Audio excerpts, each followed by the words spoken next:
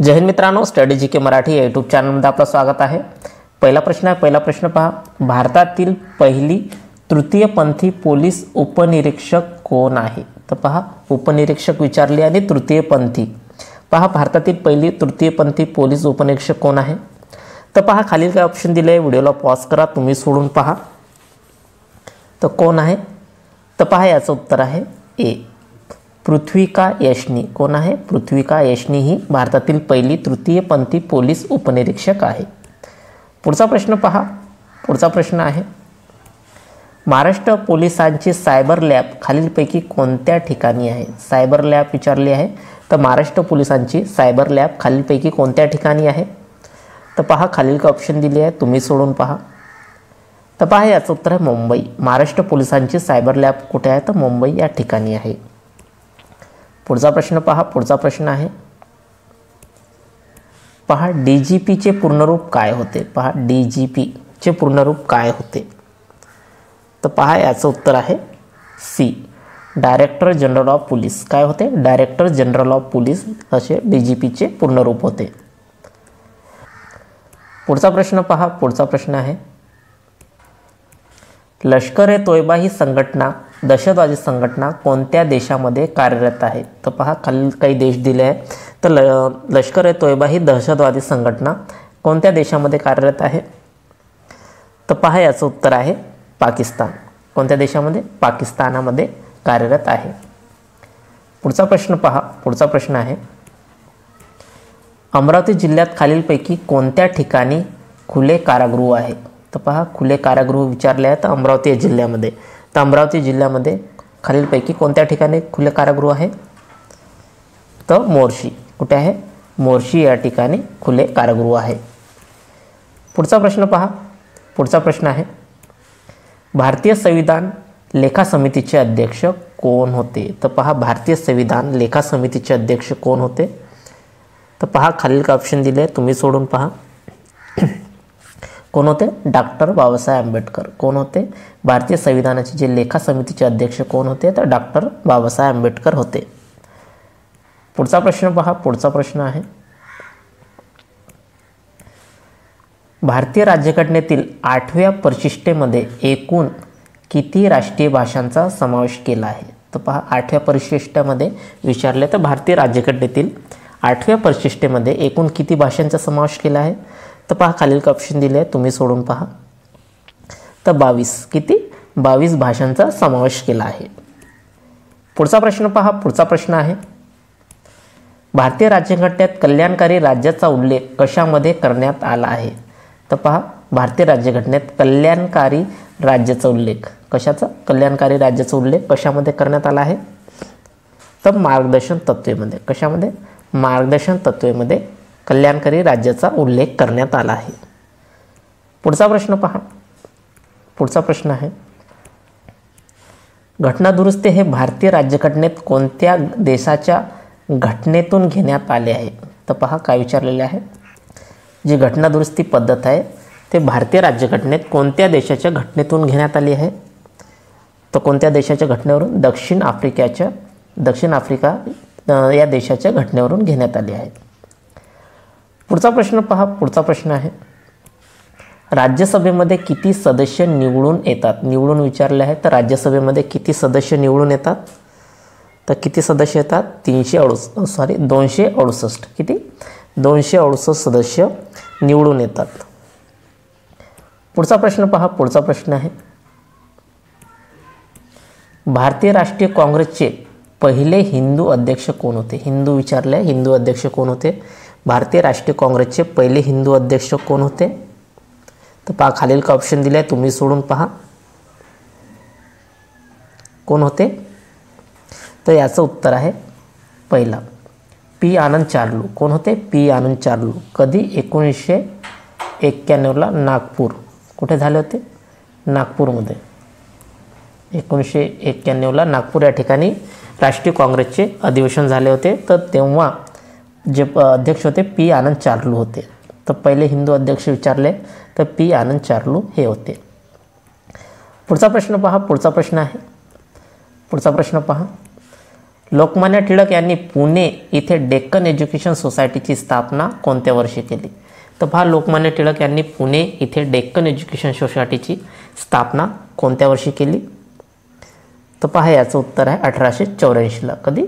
1884ला लोकमान्य टिळक यांनी पुणे या ठिकाणी डेक्कन एज्युकेशन सोसायटीची स्थापना केली. कधी? तर 1884ला. पुढचा प्रश्न आहे. पुढचा प्रश्न पहा.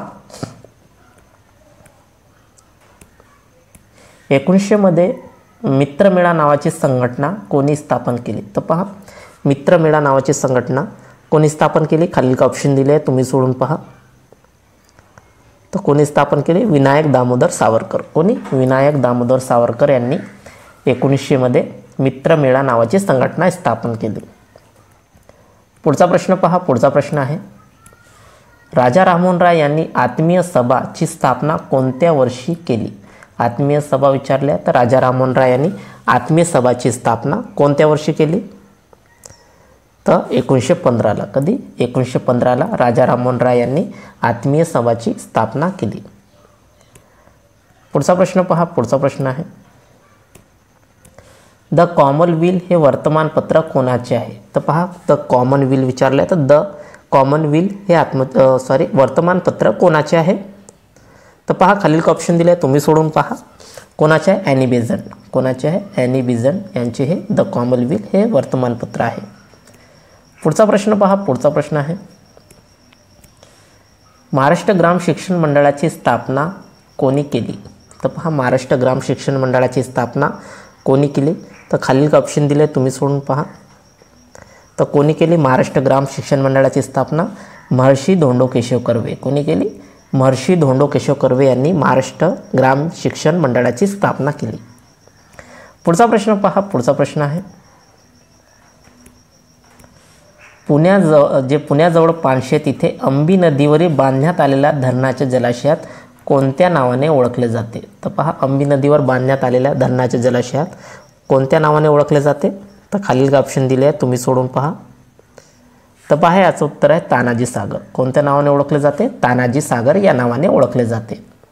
पुढचा प्रश्न पहा. पुढचा प्रश्न आहे,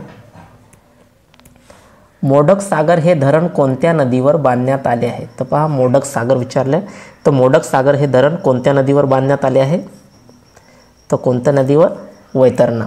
मोडक सागर हे धरण वैतरणा या नदीवर बांधण्यात आले आहे.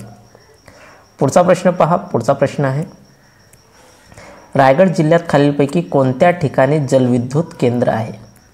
तर पहा, रायगड या जिल्ह्यात खालीलपैकी कोणत्या ठिकाणी जलविद्युत केंद्र आहे? तर पहा, याचं उत्तर आहे पहा, भिवरी या ठिकाणी सुद्धा आहे आणि खोपोली या सुद्धा आहे. म्हणजे आपलं उत्तर आहे ना सी, ए आणि बी. म्हणजे रायगड जिल्ह्यामध्ये कोणकोणत्या ठिकाणी जलविद्युत केंद्र आहे? भिवरी व खोपोली या ठिकाणी. पुढचा प्रश्न पहा. पुढचा प्रश्न आहे, धोपावे औष्णिक विद्युत केंद्र कोणत्या जिल्ह्यात आहे? तर पहा, जिल्हा विचारले आहे. धोपावे औष्णिक विद्युत केंद्र कोणत्या जिल्ह्यामध्ये आहे? तर पहा, खालील ऑप्शन दिले, तुम्ही सोडून पहा. तर धोपावे औष्णिक विद्युत केंद्र कोणत्या जिल्ह्यात आहे? तर रत्नागिरी. कोणत्या जिल्ह्यामध्ये? रत्नागिरी या जिल्ह्यामध्ये आहे. पुढचा प्रश्न पहा. पुढचा प्रश्न आहे, गोदावरीच्या खोऱ्याने महाराष्ट्राचे किती टक्के क्षेत्र व्यापले आहे? तर पहा, गोदावरीच्या खोऱ्याने महाराष्ट्राचे किती टक्के क्षेत्र व्यापले आहे? तर पहा, किती टक्के? 49%. किती? 49% व्यापला आहे. पुढचा प्रश्न पहा. पुढचा प्रश्न आहे, नर्मदा नदीची लांबी महाराष्ट्रामध्ये किती किलोमीटर आहे? तर पहा, नर्मदा नदीची लांबी विचारली आहे तर महाराष्ट्रामध्ये किती किलोमीटर आहे महाराष्ट्रामध्ये? तर पहा, खालील काय ऑप्शन दिले, तुम्ही सोडून पहा. तर किती किलोमीटर आहे? 45 किमी. किती? 45 किलोमीटर आहे. 45 म्हणतात, 54 किलोमीटर. नर्मदा नदीची लांबी महाराष्ट्रामध्ये किती आहे? तर 54 किलोमीटर आहे. किती? 54. पुढचा प्रश्न पहा. पुढचा प्रश्न आहे,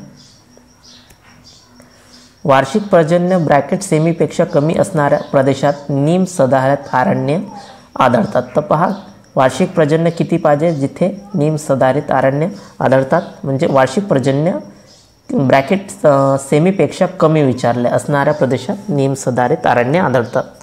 तर किती पाहिजे? पेक्षा कमी पाहिजे. तर याचं उत्तर आहे 200. किती? 200 सेमीपेक्षा. किती? 200.